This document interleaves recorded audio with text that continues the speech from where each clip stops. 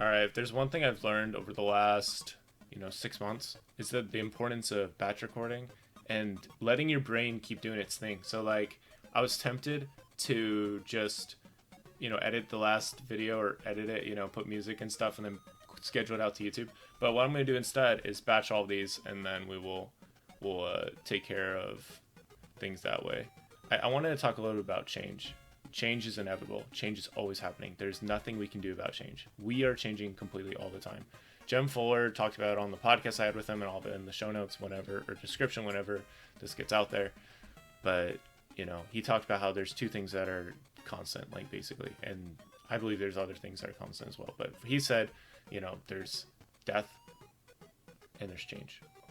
So we get to change as life is changing. Last year, I was in a state of denial when I graduated, and I was fighting against life. I wasn't letting it happen for me. I was fighting against it. I was frustrated. I was like, how could this have happened? I was so frustrated. Like, how did I have all these LinkedIn connections and literally nothing has happened with any of them? I don't have a job. And I beat myself up a lot for that instead of being like, you know what? This is my reality and accepting it. I went on a lot of runs and stuff in 2022. I got to be a FSY youth counselor in Alaska and Utah for my church, Church of Jesus Christ of Latter-day Saints, and that was super awesome. Those were all steps to helping me to accept and to embrace change. Change is inevitable. I think of those people that they get married, right? And then 25 years later they get divorced. And for me, I used to think when I was younger that like there's like this age or there's this time period that once you hit like 22 years of marriage, you're locked in, like that's it. And that's not the case. There has to continuously be a filling of each other's cup. There has to continue to be love. There has to continue to be intentional time made, and there has to continue to be like time in the schedule. It can't be like the bare bones of your schedule. I think when people start to change their priorities, like if somebody started achieving a lot of success and now their date night becomes one date a month, well then now it's going to become a date a quarter. And now it's like, well, what is your wife now? It's sad. So I think this applies to really anything, any relationship we have with a thing. My relationship with my podcast Yield Today is something I've been pondering on a lot about because it hasn't brought like a ton of fruits. It hasn't. It's gotten a pretty good number of downloads. It's listened to in over 50 countries. But, as far as like helping me to build a business or something, that hasn't really happened. And so there's been times I've been pretty critical of it, especially last year. But instead, what I'm doing now is I'm letting it change. I'm letting it grow. I'm changing the cover art pretty soon. Again, I did that last year. And I'm letting it change. I'm letting myself flow into new things. I started doing some in-person interviews just over my phone with random people. And that's been a lot of fun. So instead of like holding it back and be like, oh, you have to do this and I'm going to hold you because you haven't done this yet. And think of all those interviews you missed out on. Think of all this stuff. It's like, it goes along with what I said in the last video or whenever I said it. Like, I don't really do that to myself anymore. I'm like, I just love this. I love this moment. And I love to change. If I could share a scripture, it'd be Lamentations 3, I think it's 21 or 23.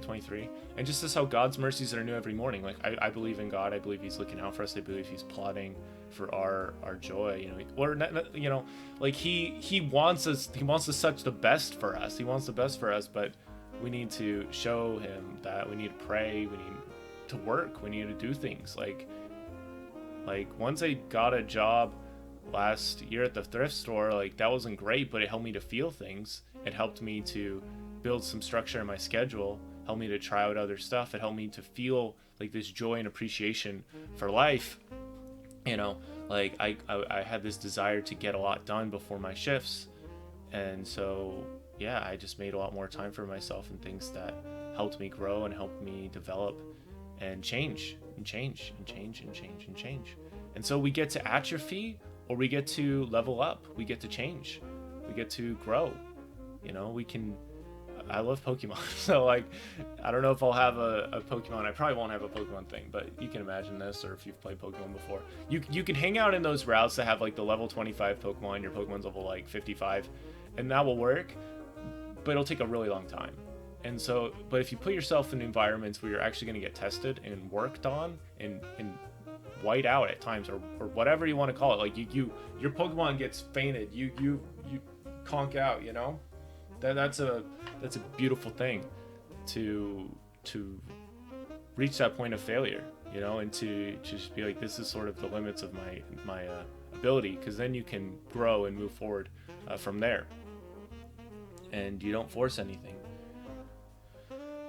Yeah, so I'm excited. Like right now I feel like I've really created a new version of myself. Like there's the Jim Rohn quote that like the body is the only place where you have to live, you know? Like I can move anywhere else someday, not right now, but I will be able to. And yet what I have inside my soul, like that is not going anywhere. Like that's not changing. And so me going to Vegas, me going to Florida, I mean, me going to Vegas was my parents paying for it, you know, birthday present, which that was super nice of them. But going to Florida and driving the 10 hours or whatever, or 8 hours to get to there, you know, that was a gift to myself that helped me go to another place, that helped me to embrace this change, all these feelings and mindsets. When I drove cross country from Utah to North Carolina with my brother James, and then when I went to Vegas and all those other places, I was having new thoughts immediately. And so embrace change, because there's so many different thoughts. There's beautiful thoughts I will have in a month that will completely change the game that I haven't had yet, and I'm so excited for those. But for now, I'm using the thoughts I have right now and I'm treating them like esteemed guests in my brain, dude. I'm not filling them with trash. No, like, hey, super powerful thoughts, let's throw in some trash. No, I'm not doing that. I'm not listening to the haters, and I'm just not doing it. It's like, I'm just going to do my thing and vibe and appreciate the change, because this is all going to be different. Like at some point, it'll be 6 months since I recorded this video, and I don't know where I'll be by then. So yeah, we're just embracing the day, embracing change. And if you want to hear me on other podcasts or on podcasts, I've been on a lot of podcasts recently. You can check out those in the description, and yeah, embrace change. Can't be stopped, you know, just flow with it, and just trust it. So that is what I will leave you with, and subscribe for more videos like this and other videos that will be better quality. And I will talk to you next time. Bye.